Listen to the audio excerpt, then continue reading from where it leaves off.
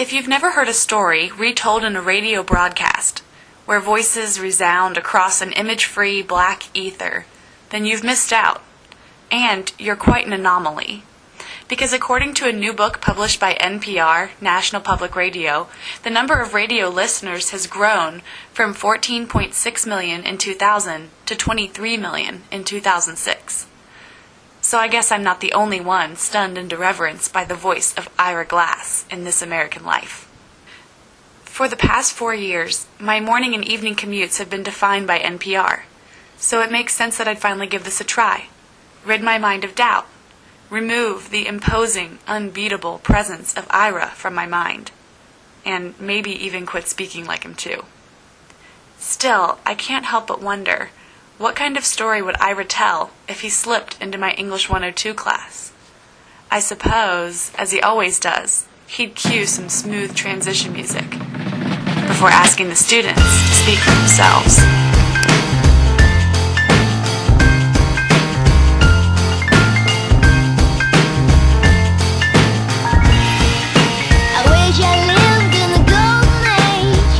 Act 1. O Reader, My Reader. I sat down with some of my students, and I asked them two major questions. I've asked you to do a research question, outline, annotated bibliography, and drafting, and revising, and then presenting this final piece. Not to mention the research ahead of time. So, what's your favorite part? What's your least favorite part? Derek, one student particularly anxious to respond, explained his feelings about the research project in this way. I think that my least favorite was trying to find out what I was going to write about. It was really hard to find something that had that much information and that was interesting to even research. So I'm actually writing about the Rwanda genocide in East Africa. Oh, wow. And it's like a really, really touchy subject, and like you'd think, oh, well, somebody must have just went nuts and started killing people, but there's so much that happened leading up to that. So then I asked him, so what's your overall feeling about your topics then, and how are you going to try to set that up for your reader? I really want them to understand more. I want to put it out there in like a normal person's term. Like not like I don't want it to be like reading a book or like that. I want it to be like interesting. Okay. So it catches you while you're reading. You're like, oh, really? Like something like that. That's how I want it to be. What kind of language do you feel like helps set that up most for you as a writer? I don't really know. I'd like just using certain words. Like, instead of just using, I don't really know how to use it for an example. Like, you know how when you're reading something, you're just like, wow, this is boring. Like, you just read something, you're just like, oh, sure. Like, it's like somebody talking in monotone to you. Mm-hmm. Well, then, you read other things, and, then it kind of jumps off the page at you.